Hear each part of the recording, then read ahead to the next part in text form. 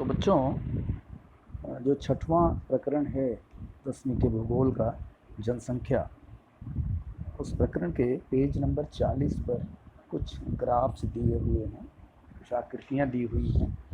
उन आकृतियों में तमाम प्रश्न छिपे हुए हैं, उनको हम आज पढ़ेंगे, उनको समझेंगे। तो पहला ग्राफ आपके सामने ये है, आप देख सकते हो। लिखा है जनसंख्या की संरचना, और इस संरचना में यहाँ आप ध्यान से देखिए, लिखा है लिंग अनुपात। इसको हम कह सकते हैं स्त्री पुरुष अनुपात भी कह सकते हैं। अब आप इस स्त्री पुरुष अनुपात को कैसे समझेंगे, क्या चीज़ है? यहाँ देखिए उत्तर दिया हुआ है कि लिंग अनुपात होता क्या है। उत्तर लिखा हुआ है, लिंग अनुपात का मतलब है कि किसी प्रदेश में प्रति 1000 पुरुषों की तुलना में स्त्रियों की संख्या, यानी यदि किसी प्रदेश में पुरुषों की जनसंख्या 1000 है तो वहाँ पर स्त्रियों की संख्या कितनी होगी, यही लिंग अनुपात का मतलब है।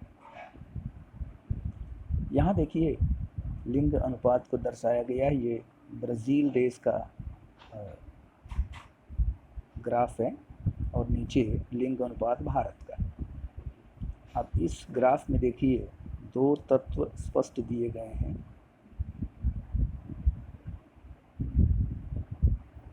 इसमें पहला तत्व है बाईं तरफ जो लंबवत स्केल बनी है, उस पर लिखा है लिंग अनुपात। उस पर संख्या लिखी गई है 900, 920, 940, 960, 980, 1000, 1020, 1040, 1060, 1080।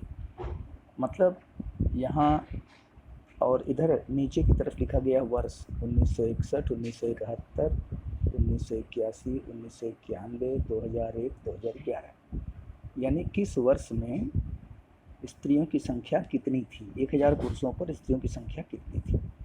तो ये ब्राज़ील का है लिंग अनुपात, ब्राज़ील का। उसमें आप देखिए वर्ष 1961 में ब्राज़ील में पुरुषों की तुलना में स्त्रियां कितनी थी। तो स्त्रियां आपको यहाँ दिख रहा है, ये जो रेड लाइन है ये 1000 और 1020 के बीच में है।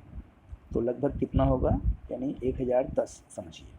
तो यानी ब्राज़ील में 1960 में स्त्रियों की संख्या थी 1010, तब पुरुषों की कितनी थी, 1000, पुरुषों की 1000 मानना है। फिर देखिए 1971 में भी ये लगभग 1010 के आसपास दिख रही है। फिर इसके बाद 1981 में देखेंगे तो ये 1010 से कुछ ज़्यादा है, हो सकता है 1012 हो, 1015 हो।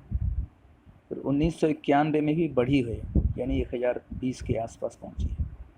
फिर 2001 में भी थोड़ा बढ़ा है, लेकिन 2001 के बाद देखिए 2001 और 2011 के बीच में स्त्रियों की संख्या बड़ी तेज़ गति से बढ़ी है। यानी ब्राज़ील में ये देखने को मिल रहा है कि स्त्रियों की संख्या पुरुषों से हमेशा अधिक रही है। जब पुरुष 1000 रहा है तो वहाँ की स्त्रियों की संख्या 1000 से ज़्यादा रही है। यानी ब्राज़ील में लिंग अनुपात अधिक है, आप कह सकते हो। अब दूसरी तरफ भारत का देखिए ग्राफ। भारत में भी वही चीज़ है, लिंग अनुपात 900, 920, 940 ऐसे लिखा हुआ है, और नीचे वाली लाइन पर 1961, 1971 वगैरह इस तरह से लिखा हुआ है। ठीक, अब आप देखिए भारत में लिंग अनुपात कैसा रहा है। 1961 में लिंग अनुपात कितना है, 940। ठीक, यानी 1000 पुरुष अगर थे तो उस पर 940 स्त्रियां थी 1961 में, यानी पुरुषों की संख्या अधिक और स्त्रियों की संख्या कम।